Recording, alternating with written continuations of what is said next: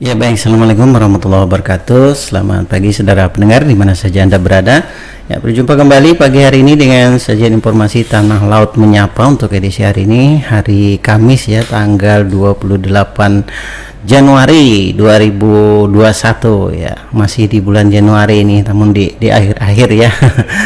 Baik, yang ingin bertanya silakan di line telepon atau via SMS atau via WhatsApp silakan di 08 115012-304 ya. Radio kita juga bisa didengarkan lewat line streaming, yaitu di line internet di pfm.tanahLautCup.co.id ya. Bersama saya hari ini ada Mulyadi dan rekan operator ada Bang Peri ya. Baik, dan alhamdulillah kita sudah kedatangan tamu hari ini dari DJP Online atau Mas KP2KP ya.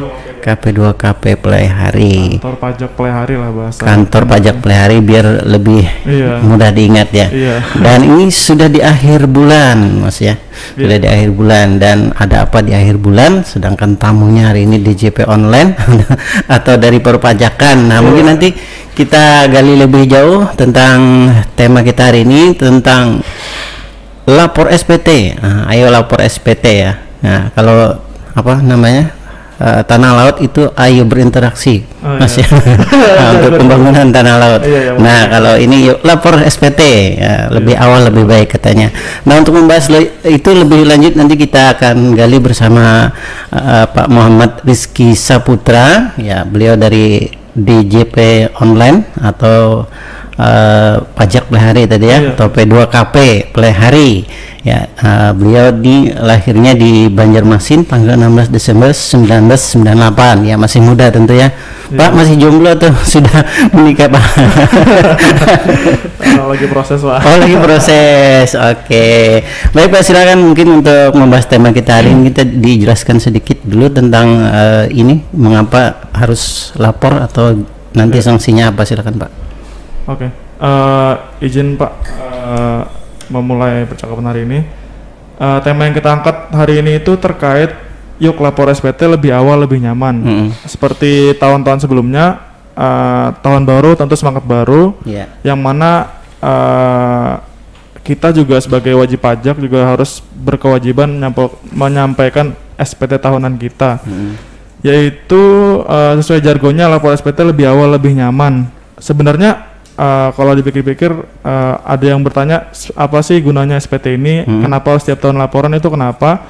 Karena dari sistem Direktorat Jenderal Pajaknya itu adalah kita menggunakan sistem self assessment. Jadi WP atau wajib pajak atau pian-pian seberataan yang terdaftar di kantor pajak kantor pajak pusat ini itu memiliki kewajiban menghitung, membayar dan menyetor pajaknya sendiri. Dan juga yang terakhir itu adalah melaporkan apa yang sudah pian bayarkan tadi secara mandiri ke kami yaitu ke Direktorat Jenderal Pajak. Nah, fungsinya apa untuk lapor SPT itu? Fungsinya sebagai pertanggungjawaban dari buan pian seberataan bahwa pajak yang ulun bayarkan tuh sekian nanti pian tuliskan di kertas, nanti bakal kita periksa, dan untuk berikutnya apabila setelah ada kekeliruan atau kesalahan bisa kita revisi lagi untuk kedepannya lebih baik lagi gitu. Itu Pak kurang lebihnya. Baik. Jadi masyarakat ini dibebaskan tadi self assessment tadi ya. Self assessment ya. Self assessment. Ya, itu dibebaskan untuk melaporkan berapa, kemudian asetnya di mana gitu Pak ya. Tapi ini nggak ada kekhawatiran nggak Pak nanti ini dipalsukan atau seperti apa? Kalau itu kita serahkan ke pian-pian atau wajib pajaknya sendiri. Nanti untuk berikutnya kita juga sudah terhubung dengan pertukaran data informasi dari pihak bank, dari pihak mana-mana. Nanti untuk informasinya ada dari bagian kita, bagian mengurusi masalah penelitian SPT itu. Apabila nanti ada kekeliruan ataupun ada kesalahan yang dilakukan dengan sengaja oleh wajib pajak, nanti akan ada tindak lanjut dari pihak kami. Seperti itu Pak. Jadi untuk sekarang kita terima saja, nanti untuk berikutnya bakal kita tindak lanjut sesuai peraturan yang berlaku seperti itu. Oh, berarti diterima aja laporannya dulu ya kan, kemudian diselidiki atau diteliti lah ya? Bahasa diteliti. Nanti bakal apabila ada kekeliruan atau kesalahan yang disengaja, nanti ada tindak lanjutnya lebih lanjut diatur undang-undang seperti itu Pak. Ya, Kalau begitu penting ya untuk lapor ini ternyata ya untuk memberikan informasi yang tepat. Mungkin gunanya nanti kalau nya tepat itu untuk apa Pak? Gini Pak, sebenarnya karena juga terkait COVID ini ya, COVID-19 ini, dan juga sebelumnya kita udah pernah menggaungkan terkait e-filing. Jadi lapor SPT itu kalau dulu identiknya SPT tahunan pajak itu identiknya antri yang lama, terus pakai kertas yang bisa dibilang agak ribet segala macam. Tapi sekarang dengan adanya e-filing itu dan juga dengan adanya pandemi ini, cara nggak langsung kita semacam diwajibkan seperti itu tuh untuk menggunakan layanan e-filing ini. Nah, apa tadi pertanyaannya Pak? SPT tadi? Iya, gunanya untuk apa sih? Kalau nya tepat ini laporannya. Ya. Nah, terkait itu Pak kan makin kesini kan orang makin sadar bahwa belum lapor SPT. Nah, makin kesini itu biasanya makin akhir bulan biasanya. Nah, semakin banyak orang akhir bulan nanti biasanya semakin numpuk antrian atau di bagian e-filingnya tadi ada semacam trouble di sistemnya. Nah, untuk itu kami himbau kepada masyarakat Tanah Laut dan sekitarnya apabila sudah selesai terkait kewajiban pajaknya tahun 2020 untuk segera menyampaikan SPT tahunan sebelum Maret 2021 untuk orang pribadi. Apabila untuk wajib pajak badan itu terakhir 30 April 2021 seperti itu Pak. Jadi tujuannya untuk lebih awal ini semacam supaya lega lebih awal gitu karena kan takutnya nanti makin lama makin banyak antrian atau makin sistemnya makin ada trouble atau gimana ntar malah nggak ke input kan malah kasihan WP-nya juga terlambat gitu, juga iya terlambat nanti soalnya terlambat nanti ada special case-nya ada aturan tersendiri terkait apabila telat nyampaikan SPT tahunan seperti itu. Jadi tahan dulu itu Pak, nanti untuk untuk sanksi dan lain itu nanti kita lanjut ya. Nah untuk sanksi ini sebetulnya tahun ini harus lewat apa saja mungkin Pak? Ya tadi seperti saya bilang terkait pandemi ini ya kita mengharuskan semua serba online. Sebenarnya nggak mengharuskan sih, lebih ke menghimbau semuanya online gitu. Karena kan datang sendiri nggak bisa tuh. Sebenarnya bisa datang sendiri, tapi nanti ada kebijakan tersendiri di setiap kantor biasanya. Nanti ada yang sesuai ada nomor antriannya. Kalau antriannya sudah habis tidak bisa lagi seperti itu, kurang lebih seperti itu. Nah, tapi apabila melalui sebelum kita berbicara lebih lanjut, sebenarnya SPT tahunan ini ada 3 cara, yaitu secara langsung, ekspedisi atau online. Ekspedisi. Jadi kan langsung dan ekspedisi ini sama, itu SPT tahunan kertas biasanya. Kalau langsung itu langsung ke kantor pajak, kemudian dapat bukti laporan selesai. Terus kalau ekspedisi ini kita udah bikin SPT tahunan seperti biasa, nanti kita kirim lewat pos atau JNT atau segala macam ekspedisinya itu dikirim ke kantor pajak, nanti bakal dapat bukti laporannya itu via emailnya nanti. Nah, yang ngirim siapa nih Pak? Yang ngirim sih wajib pajak sendiri. Ya, wajib pajak sendiri. Nah, terkait pandemi ini kan apabila langsung agak sedikit riskan Pak ya, karena kan bertatap muka langsung dengan banyak orang seperti itu. Nah, untuk itu kami menghimbau kepada wajib pajak Tanah Laut dan sekitar untuk laporan SPT tahunan itu melalui jasa ekspedisi atau yang gampang sekarang yaitu DJP online tadi. DJP online tadi apabila ada yang mau SPT tahunan online tapi masih bingung, nanti bisa tanya-tanya di nomor kami di 0812 5806 6401. Tapi secara teknisnya itu kalau DJP online itu gampang karena kita tinggal login di djponline.pajak.go.id. Nanti apabila pian belum terdaftar bakal dimintakan nomor EVIN. Nah, EVIN itu dimintanya kemana? Dimintanya kami juga nanti. Ya kadang EVIN itu banyak yang lupa Pak, saya sering lupa itu. Nah, terkait lupa itu sebenarnya cuman tinggal WA kami sih Pak, nanti kami bakal pastikan bahwa itu benar-benar pian dan benar-benar pian yang memerlukan EVIN itu nanti bakal kami kasih untuk pian bisa login di DJP Online seperti itu Pak. Oke, jadi nggak ada kendala apa-apa itu sebenarnya. Nah, untuk online ini kan namanya juga online, bisa di mana saja dan kapan saja. Nah, tapi saya menyarankan apabila Anda ingin menyampaikan SPT tahunan secara online melalui DJP Online untuk sedini mungkin, karena takutnya nanti makin banyak orang yang lapor juga online tadi, terus sistemnya bakal trouble atau gimana.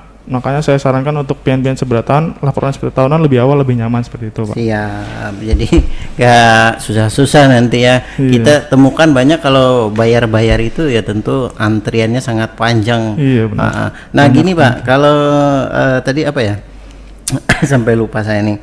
Nah ada yang dikirim lewat apa namanya pihak ekspedisi email. Itu gimana itu? Ya, apanya Pak? SPT-nya kah atau tagihan? Tagihan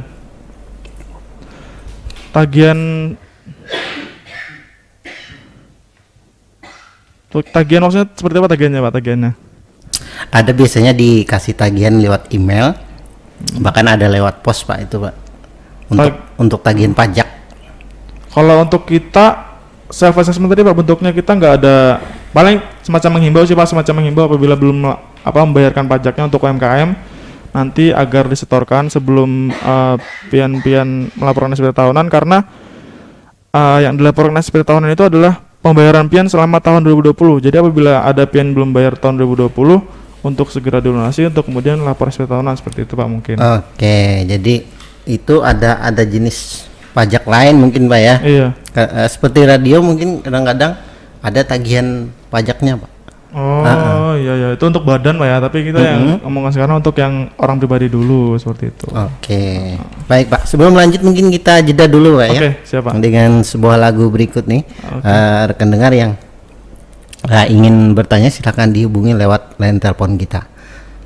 Ya baik, saudara pendengar di mana saja Anda berada, kembali lagi kita di acara Tanah Laut Menyapa untuk hari ini ya, hari Kamis tanggal 28 sudah nih ya, di penghujung bulan Januari 2020. Ya, masih bersama DCP Online atau P2KP Pelihari. Ya, mohon maaf tadi agak sedikit terganggu ini. Ya baik, kembali Pak. Kita mengenai pelaporan pajak tadi ya, harus lapor ternyata Pak ya.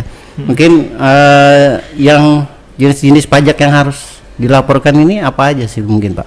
Kalau yang sekarang kita bahas itu terkait SPT tahunan dulu Pak ya, SPT tahunan. Jadi itu yang sifatnya benar-benar kayak pembayaran, misalkan UMKM, kasusnya di sini UMKM, dia itu kan ada pembayaran rutin tiap bulan, misalkan ada penghasilan.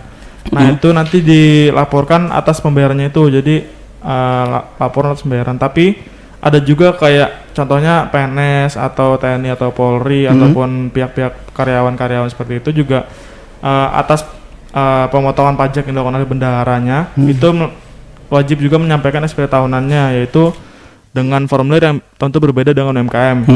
Nah, saya jelaskan terkait formulirnya. Untuk formulirnya itu ada 3. Untuk orang pribadi itu ada 1770, ada 1770S, ada 1770SS. Kalau untuk pian-pian usahawan, usahawan itu menggunakan formulir 1770. Untuk pian karyawan PNS TNI Polri itu menggunakan 1770S apabila penghasilan pian di atas 60 juta rupiah. Dan juga lebih dari satu pemberi kerja. Tapi apabila karyawan ataupun PNS Polri TNI juga yang memiliki penghasilan di bawah 60 juta menggunakan SPT tahunan 1770SS. Kenapa itu dibedakan antara 3 itu? Ya tadi seperti singkatannya, untuk 1770S itu 1770 sederhana. Untuk 1770SS itu sangat sederhana. Jadi SPT tahunan ini tergantung dari seberapa rumit atau seberapa banyak penghasilan pian, karena makin banyak penghasilan makin banyak juga yang detail-detail terkait pelaporan SPT tahunan, seperti itu Pak. Jadi 3 jenis SPT tahunan tadi. Iya. Tapi ada kalau yang biasa dilaporkan ke KP2KP itu yang mana aja Pak? Biasanya ya semuanya sih Pak, ada 1770, 1770S, ada 1770SS. Ada juga yang pihak badan itu menggunakan 1771. 1771.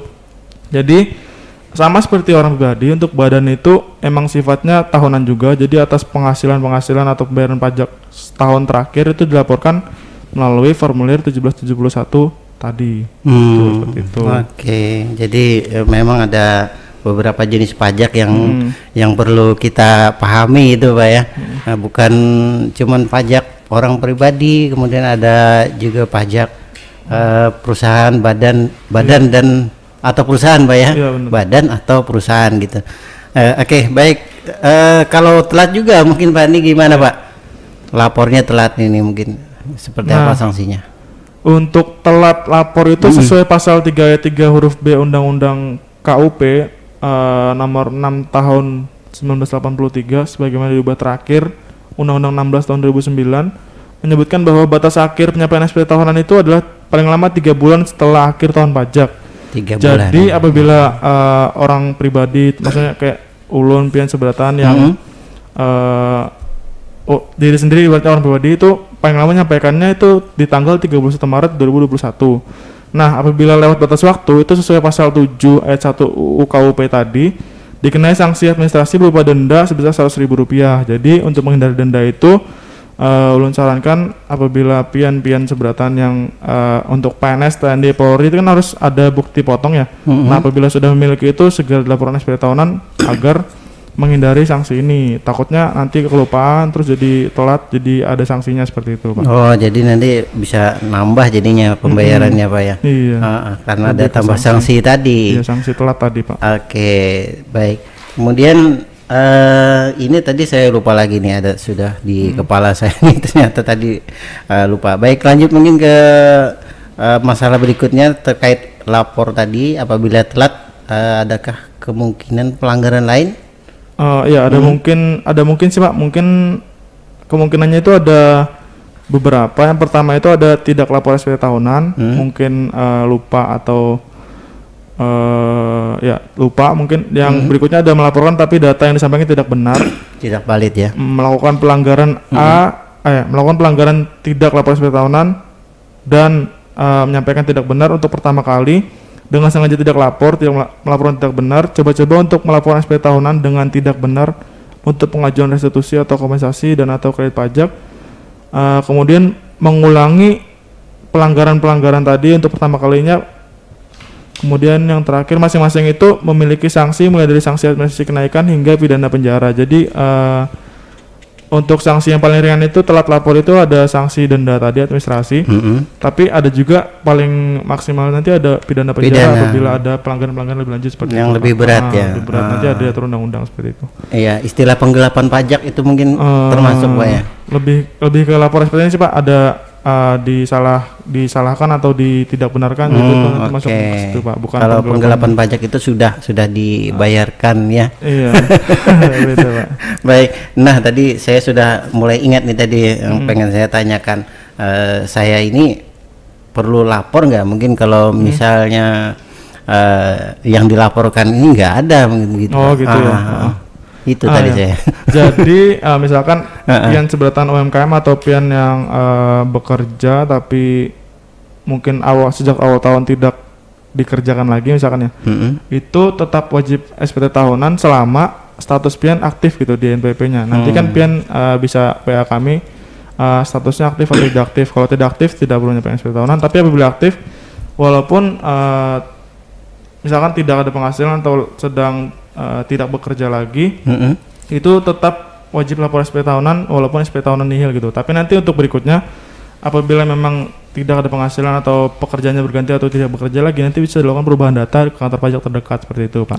Jadi untuk kewajiban pajak tahun terakhir itu tahun 2020 tetap harus disampaikan selama NPWP yang bersangkutan aktif gitu, efektif gitu. Ya, jadi kalau tapi Pak, kalau memang nggak perlu amat, apa memang harus bikin ini juga apa namanya NPWP juga?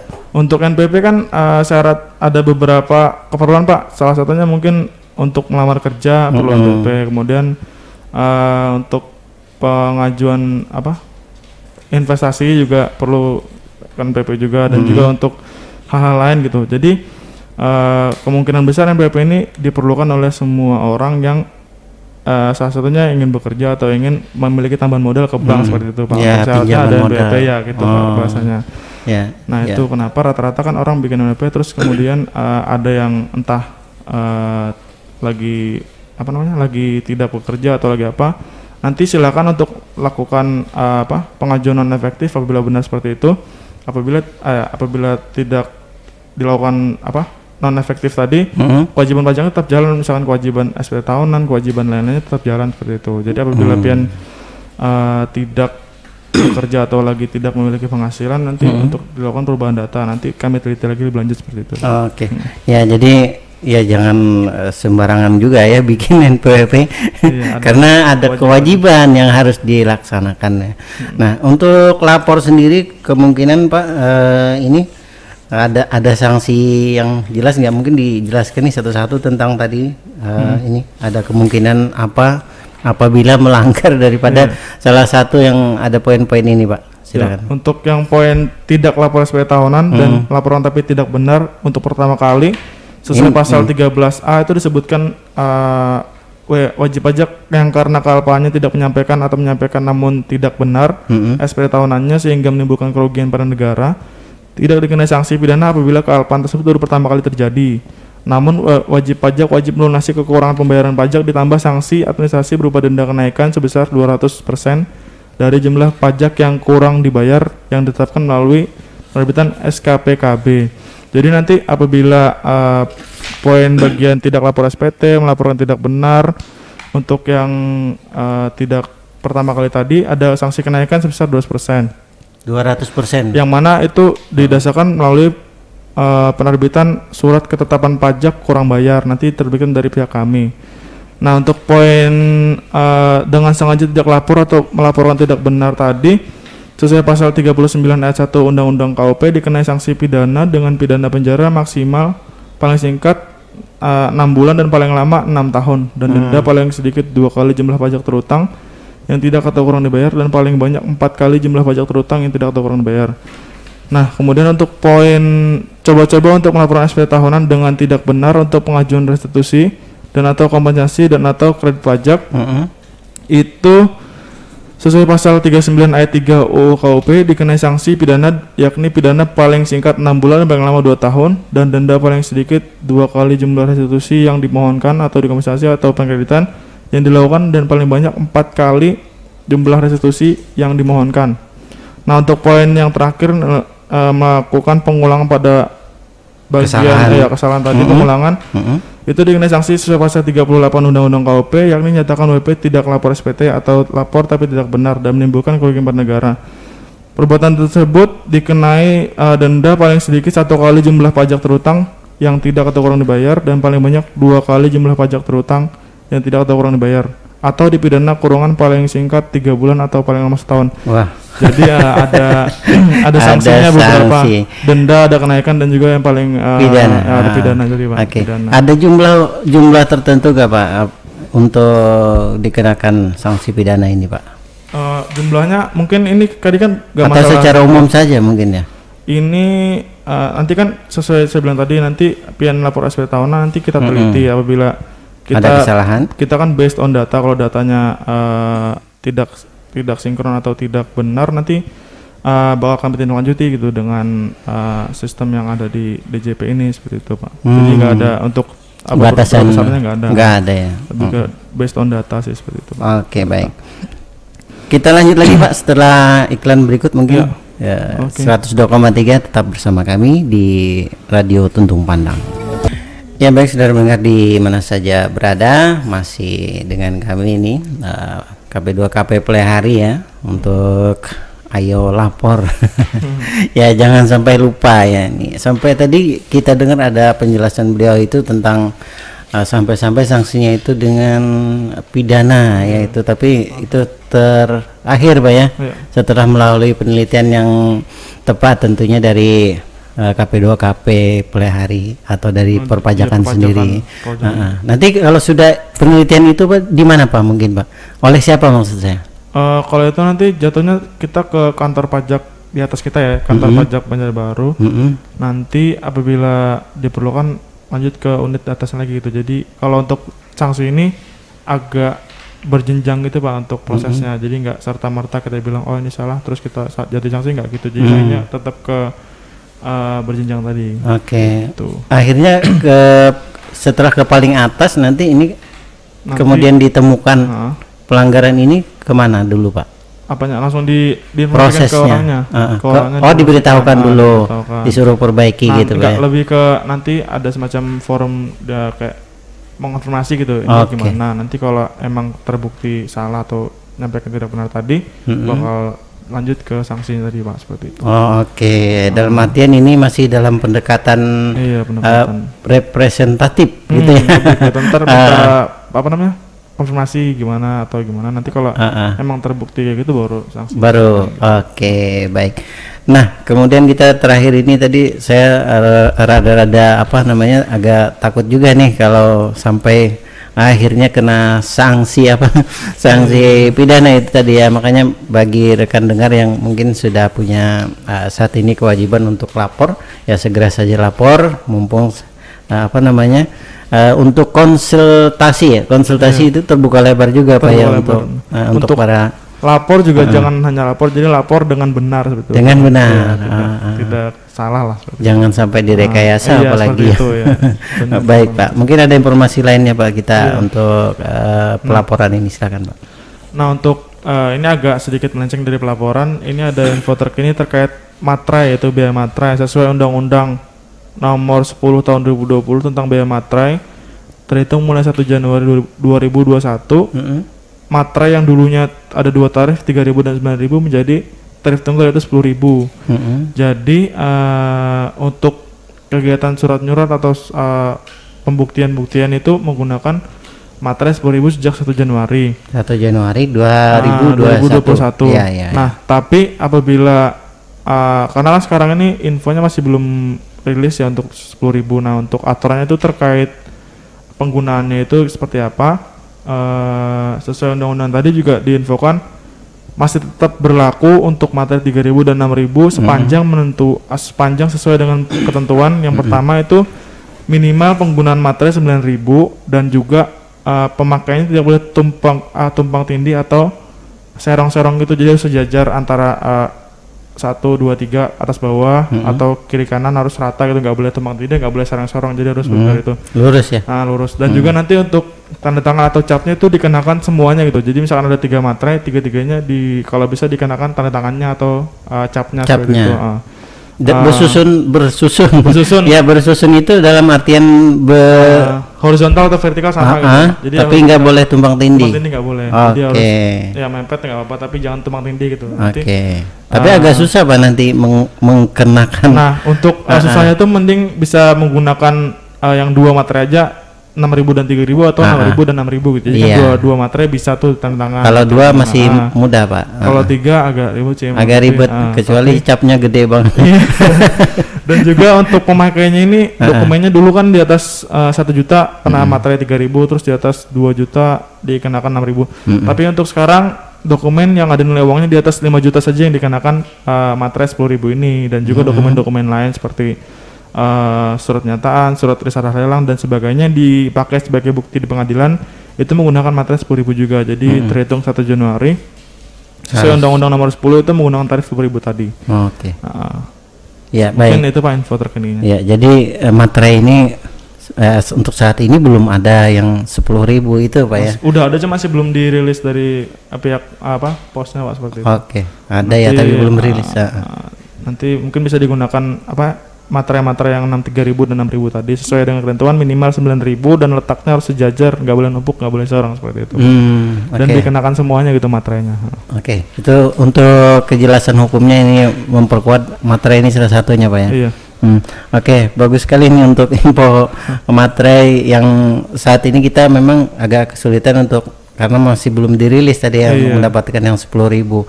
Ya, sejak 1 Januari ini sudah diberlakukan ya. Nah, mungkin ada info lagi Pak. Nah, silakan. Nah, ada satu titipan lagi Pak dari Kepala Kantor Wilayah DJP Kalimantan Selatan dan Tengah. Siaran pers nomor SP1/WPJ.29/2021 tanggal 6 Januari 2021 tentang capaian penerimaan pajak Kanwil DJP Kalselteng tahun 2020. Banjarmasin 6 Januari 2021, Kepala Kantor Wilayah DJP Kalimantan Selatan dan Tengah Kanwil DJP Kalselteng Cucu Supriyatna menyampaikan terima kasih kepada seluruh wajib pajak yang telah menjalankan kewajiban perpajakannya dengan baik dan benar. Penerimaan pajak Kanwil DJP Kalselteng sampai dengan tanggal 31 Desember 2020 berhasil mencapai 95,41%. Saya ulangi 95,41% atau sebesar 12.273 triliun dari target 12.863 triliun atau di atas 6,08% dari capaian penerimaan nasional. Kanwil DJP Kalselteng mengalami pertumbuhan neto sebesar minus 15,11% dari capaian penerimaan tahun sebelumnya. Berdasarkan realisasi tersebut, Kanwil DJP Kalselteng menempati posisi 13 dari 34 Kanwil DJP. Di tengah kondisi yang penuh tantangan yaitu adanya pandemi virus COVID-19 ini, Kanwil DJP Kalselteng telah berusaha semaksimal mungkin untuk dapat memenuhi target penerimaan tersebut. Kantor Pelayanan Pajak KPP Pratama di wilayah Kalimantan, di wilayah Kanwil DJP Kalselteng telah mencapai penerimaan tahun 2020. Kurang lebih ada sekitar 10 KPP yang memaksimalkan penerimaannya. Capaian penerimaan untuk wilayah Provinsi Kalimantan Selatan dan Kalimantan Tengah didominasi oleh sektor pertambangan dan penggalian, sektor perdagangan besar dan eceran reparasi dan perawatan mobil dan sepeda motor, serta sektor pertanian, kehutanan, dan perikanan. Dari segi penyampaian SPT tahunan, wajib pajak yang telah lapor pada tahun 2020 sebanyak 457.431 SPT atau capaian rasio sebesar 101,34% dari target sebanyak 451.395 SPT. Di awal tahun 2021 ini, kami juga mengingatkan kembali kepada wajib pajak untuk segera menjalankan kewajiban pelaporan SPT tahunan secara tepat waktu melalui e-filing di laman www.pajak.go.id atau bisa juga di djponline.pajak.go.id. Kanwil DJP Kalselteng telah memperoleh predikat zona integritas wilayah bebas korupsi sebagai komitmen kami untuk memberikan pelayanan prima kepada pemangku kepentingan dengan penuh integritas dan memperhatikan prinsip profesionalisme. Cucu Supriyatna berkomitmen untuk meningkatkan kinerja Kanwil DJP Kalselteng di tahun 2021 dengan mengoptimalkan pemanfaatan data dan informasi, memperkuat sinergi dengan pemerintah daerah dan instansi terkait. Untuk itu sangat diharapkan dukungan dan doa dari semua pihak agar Kanwil DJP Kalselteng dapat mencapai penerimaan pajak tahun 2021. Mengingat kondisi pandemi COVID-19 bukanlah tantangan yang mudah. Mungkin itu Pak terkait pesan dari Kepala Kanwil DJP Kalselteng, Pak Cucu Supriyatna. Oke. Ini kalau dilihat dari siaran pers ini ternyata pandemi kurang kurang berpengaruh ya bagi penerimaan. Ini mungkin ada strateginya nggak Pak? Infonya sedikit mungkin Pak. Kalau dari kita sebenarnya agak struggling juga karena kan mungkin agak shock karena belum pernah keadaan seperti ini sebelumnya. Tapi kita sebisa mungkin, seprofesional mungkin untuk memenuhi target penerimaan tadi, yaitu dengan ada macam-macam effort. Sekarang kan dulu kalau misalkan kita mau meeting dengan wajib pajak, misalkan minta informasi kebenaran itu langsung, tapi sekarang pakai semacam online atau Zoom atau meeting tadi. Dan juga untuk pendekatan kita sekarang lebih ke online daripada langsung. Iya, artinya program ini berhasil Pak ya? Secara kurang lebih bisa dibilang cukup berhasil itu Pak. Jadi nggak mengecewakan. Takutnya kan karena kita belum pernah mengalami ini dan mungkin masyarakat juga agak shock, nanti malah menambah beban mereka ya. Nanti. Tapi nyatanya masih bisa dibilang cukup berhasil seperti itu Pak. Oke, baik ya, mudah-mudahan ini para wajib pajak semakin paham ini ya dengan sosialisasinya berapa lama Pak ini untuk DJP untuk online-nya itu? Untuk apanya Pak? Untuk pelaporan online-nya. Batas waktunya? Ya, batas waktu 31 Maret Pak untuk orang pribadi, untuk badan 30 April. Nah, untuk info sedikit dari kantor pajak pelihara ini juga telah mengadakan bimbingan teknis kepada bendahara-bendahara sejak Kabupaten Tanah Laut dari 19 Januari sampai hari ini terakhir. Jadi semua dinas-dinas itu sudah kami semacam review ataupun mengingat kembali terkait pentingnya pembuatan bukti potong bagi pegawai negeri sipil, untuk TNI, Polri dan karyawan-karyawannya di bawahnya. Karena untuk dasar dari PNS, TNI, Polri ataupun karyawan yang dipotong gajinya oleh bendahara tadi, apabila dia tidak ada bukti potong tidak bisa lapor SPT tahunan. Jadi kita semacam mereview lagi supaya untuk agar bendahara itu tidak lupa untuk menerbitkan bukti potong tadi buat si pegawai yang telah dipotong tadi untuk SPT tahunan. Iya, berarti untuk kewajiban bukti potong ini harusnya oleh bendahara Pak? Iya kan, yang motong itu kan dari bendahara, jadi yang tahu potongannya itu bendahara. Nah, untuk yang menerbitkan bukti potongnya itu bendahara. Nanti bendahara menyerahkan ke pegawainya lapor SPT tahunan seperti itu. Jadi kalau pegawai yang nggak punya bukti potong masih belum bisa lapor. Nah, untuk itu kita adakan bimbingan teknis pembuatan bukti potong tadi supaya gimana ya, supaya bisa lapor. Bisa lapor gitu. Oke, baik ya. Jadi ya mohon maaf ini ya kalau lah untuk para bandara ya kan, agar bisa lapor ini para wajib pajaknya ya mohon diterbitkan itu. Bentuknya mungkin seperti apa Pak itu Pak? Bentuknya ya digambarkan dikit lah. Ada penghasilan brutonya, terus ada pemotongan-motongan, ada neto dan ada pajaknya. Nanti tinggal pian inputkan aja ke online tadi, terus udah gitu doang sih. Oke, dalam bentuk data-data aja sebenarnya ya. Tapi itu perlu diterbitin karena ada tanda tangan bendaranya, jadi kan buat kevalitan gitu. Enggak, buat kevalitan aja buat arsip dia. Nanti kalau sewaktu ditanya kan ada ini buktinya gitu. Oh gitu. Nah, bukti potong namanya bukti potong, bukti. Namanya bukti harus valid Pak ya. Iya, validnya itu pakai tantangan tadi. Siap, baik. Ya. Terakhir mungkin Pak untuk wajib pajak silakan dihimbau agar segera lapor mungkin itu Pak, silakan. Iya.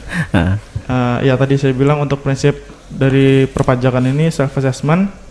Dari mendaftar, menghitung, menyetor, dan terakhir itu melaporkan itu harus dari kesadaran masing-masing pihak sebagai warga negara Indonesia yang kita hidup di sini, hidup di Indonesia juga. Alangkah baiknya kita berkontribusi bagi Indonesia ini sendiri, salah satunya dengan lapor SPT tahunan seperti itu.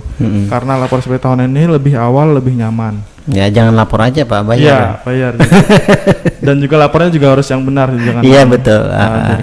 Jika ada pertanyaan mengenai materi ini, pendengar dapat mengirimkan SMS atau WA ke nomor 0812 5806 6401, 0812 5806 6401, atau menelpon ke KPP Pratama Banjarbaru 0512 478 2833, 478 0163, atau KP2 Pelihari 0512 21170, atau dapat mengirimkan ke akun sosial media kami di Facebook KP2 Pelihari, Twitter @pajakpelihari, Instagramnya juga sama, dan YouTube KP2KB Pelihari.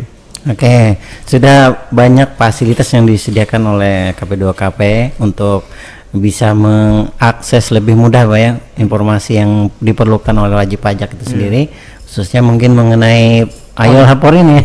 Oh ya, untuk terakhir Pak, untuk kita juga ada menyediakan Linktree, jadi Linktree/pajak.pelihari. Di situ ada tutorial, ada semacam official WA juga ada di situ, kita taruh ada banyak tutorial. Jadi untuk yang mau mengakses di Linktree, linktr.ee/pajak.pelihari, Linktree/pajak.pelihari.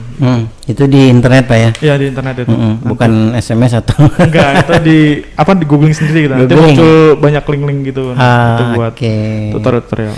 Ya baik, terima kasih banyak nih informasinya Pak Muhammad Rizky Saputra ya. Beliau luar biasa untuk perpajakan kita di tanah laut ya. Saat ini boleh tahu Pak, kepala pajak kita di KP2KP sudah ganti atau masih bapaknya lagi ada kegiatan di kantor pajak Banjarbaru, jadi ngobrol ke saya. Untuk kepalanya itu atas nama Pak Romdan Suhadi, jadi masih menjabat sampai sekarang. Pak Romdan ya? Iya. Oke. Salam kenal nih nanti ya buat Pak Romdan. Baik, terima kasih Pak untuk kehadirannya hari ini, informasinya luar biasa untuk pembayaran pajak kita mengenai pelaporan, bukan pembayaran ya, pelaporan pajak tahunan yang saat ini sudah dibuka Pak ya. Sudah dibuka karena ini di akhir bulan. Pelaporan ini ada tahunan, ada bulanan Pak ya? Kalau yang kita singgung sekarang untuk OP dan badan itu untuk tahunan aja Pak. Tahunan. Kalau untuk badan mungkin ada bulanan, tapi untuk orang pribadi itu tahunan aja. Oke, berarti laporannya cukup setahun sekali ya? Kalau pribadi, tapi kalau badan itu ada yang PPh 21 banyak lah pokoknya. Untuk sekarang kita bahas masalah tahunan dulu. Tahunan ya, nanti kita lanjut lagi dengan yang bulanan. Ya oke. Baik, makasih sekali lagi Pak. Mohon maaf atau kalau ada kesalahan maksud saya. Nanti kita bisa jumpa lagi di lain waktu dengan topik yang berbeda.